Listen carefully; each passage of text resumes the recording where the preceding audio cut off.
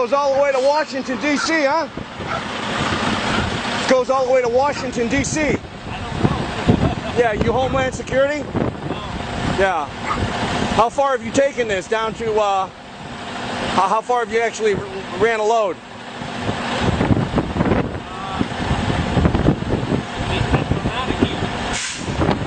100 miles?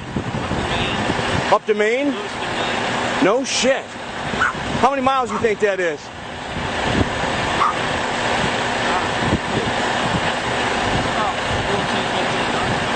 Man, that's unbelievable. Not to mention, I heard there's one that goes all the way to Colorado, right? Unbelievable. What do you think you're hauling? Any idea? Crap. Yeah, okay. Yeah. Crap makes all kinds of stuff. Yeah. You don't really know exactly. Yeah. I know there's been a lot of military stuff being hauled around lately, that's for sure, huh? Yeah, but not in here. We deliver to military. Gotcha. Gotcha. Yeah.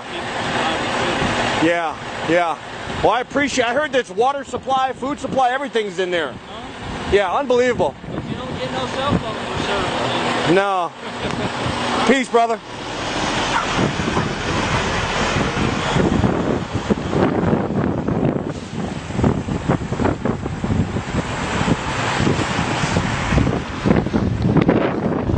I mean, basically, you got an underground roadway system here that runs all the way to Maine, to Washington, D.C., to Colorado.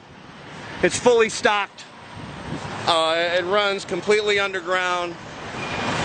And you can see they've been hauling tons of military equipment.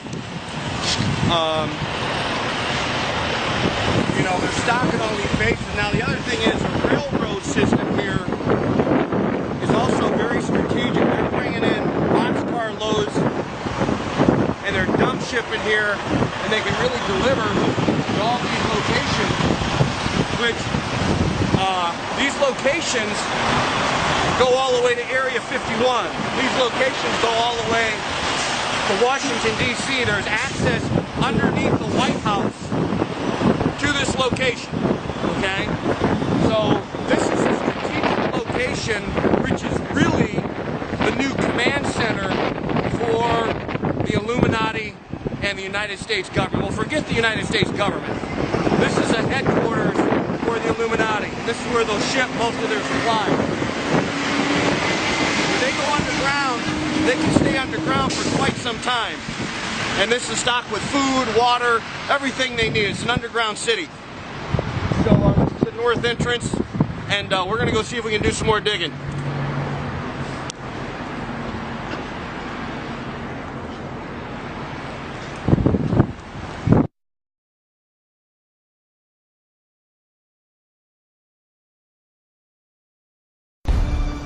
Well, it would seem some very strange happenings are going on.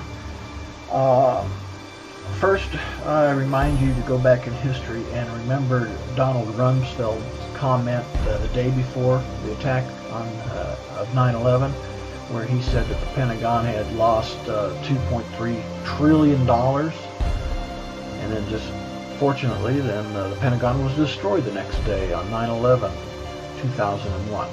Well, I believe a lot of that money went to go to spending for certain operations for the CIA, FEMA, Homeland Security, and a lot of that was building underground military complex. Fast forward to August of this year, if you'll remember that DC that happened, Virginia, Washington DC, and also in Colorado, there's evidence pointing to that not being an earthquake as much as it was probably a nuclear explosion done by the good guys, the Black Ops military, who found out about the evil plans of the globalists that were planning on killing off a huge percentage of the population and going and running and hiding in the military underground complex. So what they've done is cut off some escape routes during that time. And the reason I say it was probably nuclear as opposed to an earthquake is the seismographs show that there were no primary waves associated with these two explosions, and they were very shallow, and also in an area that doesn't receive many earthquakes. Now, the latest report that I'm getting is along about September 20th, 21st, 22nd of this year, there were at least 13 very powerful underground explosions rocking the United States Midwest, and they registered as small shallow earthquakes with the USGS.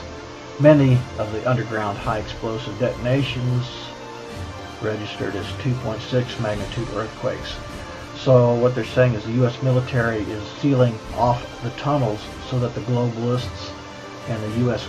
ghost government, i.e. the Federal Reserve bankers, FEMA, the DHS, CIA, they can't run and hide from what they're predicting to occur here long about September 27th, give or take a day or two of this year, here just real soon. Officers in the U.S. military didn't seem to be aware of Obama and the globalist plan converging on Denver for a DEFCON 1 meeting, meaning nuclear war imminent. A cocked pistol drill email was sent to the U.S. Air Force Office of Special Investigations on September 21st of 2011 to alert them to a planned false flag nuclear detonation on U.S. soil somewhere in the American Midwest. The U.S. Air Force Office of Special Investigations were the ones who raided the Citadel gun and a safe store in Las Vegas on August 21st to recover stolen nuclear warhead detonators. They were the ones who intercepted the transfer of improvised nuclear warheads by the CIA in the tunnels that connected the deep underground military bases on August 23, 2011. The impoverished nuclear bombs, the W-54 style warheads, they were being transferred via those tunnels to Washington, D.C. and New York City when they detonated during a firefight between U.S. military personnel and the criminal CIA, DHS, FEMA operatives. It would appear that the U.S. military had a deadline to meet and has already damaged, destroyed, or sealed at least 13 underground tunnels or bases, and perhaps their incentive was the fact that Obama, his shadow government, and the globalists had made plans to save their own hides while leaving the rest of us to fend for ourselves. Perhaps they investigated and confirmed that another false flag nuclear detonation was imminent and acted accordingly to prevent it. The following video details the contents of a Department of Defense document entitled Internment and Resettlement Operations, also known as FM 3-39.40.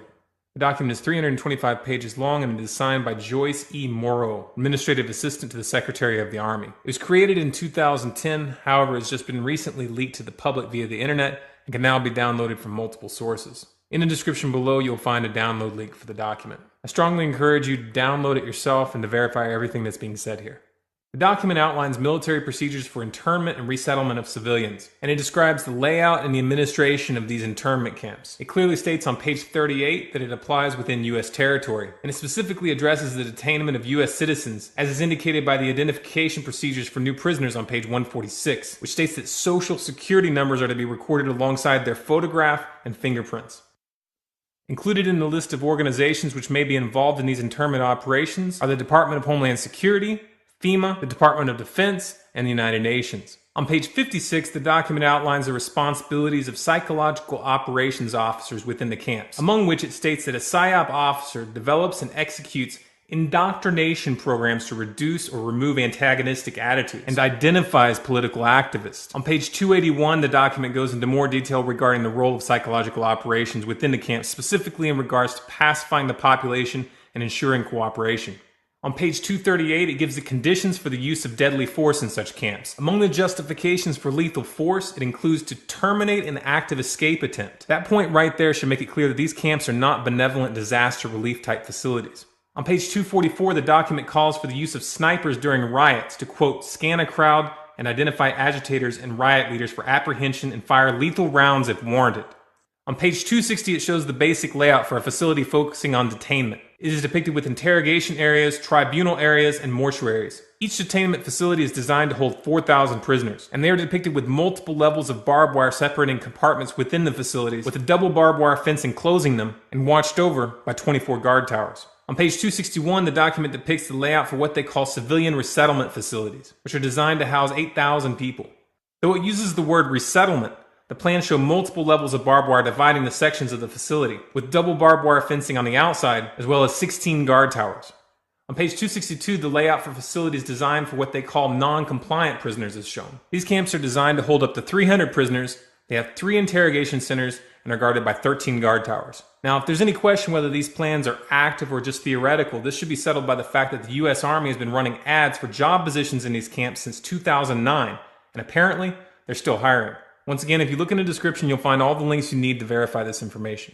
It's important to note here that this document was created in 2010, which was under the Obama administration, and it predates the NDAA of 2012, which authorized military detainment of U.S. citizens. This clearly shows a long-term agenda at work. If you believe that this is important information for people to know about, then please share this video with as many people as you can. Share it on Facebook and on Twitter. Send it in emails to friends and family. Especially send it to anyone you know within the police and military. A smart strategy would be to download the PDF yourself and email it to people as an attachment with a link to this video so that they know how to navigate the document. If you want more content like this, be sure to subscribe to this channel, Storm Clouds Gathering on YouTube. For bonus content, follow us on Facebook, facebook.com/Storm Clouds Gathering, on Twitter at Collapse Updates, and our website, stormcloudsgathering.com.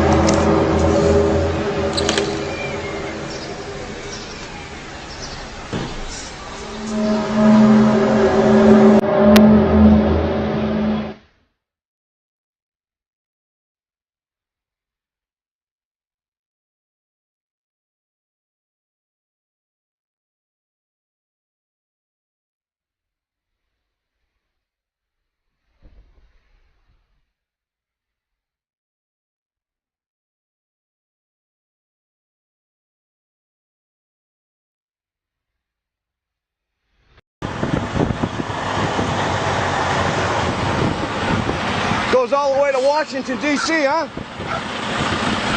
Goes all the way to Washington, D.C. I don't know. Yeah, you Homeland Security? No. Yeah. How far have you taken this down to, how far have you actually ran a load?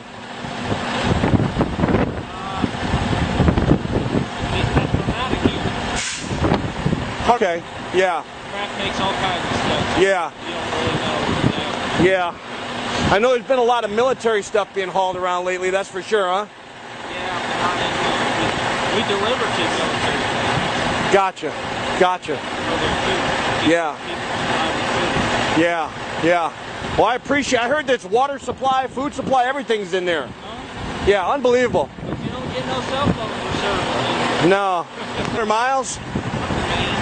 Up to Maine? No shit.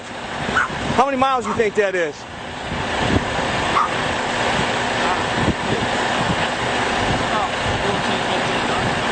Man, that's unbelievable.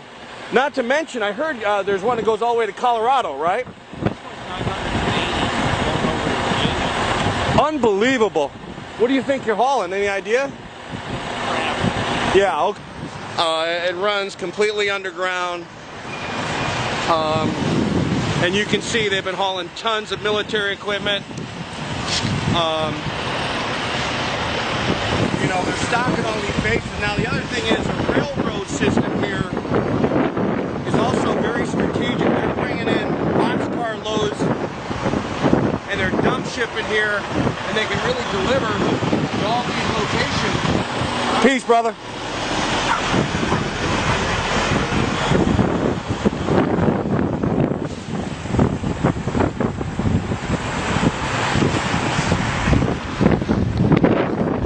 I mean, basically, you got an underground roadway system here that runs all the way to Maine, to Washington, D.C., to Colorado. It's fully stocked.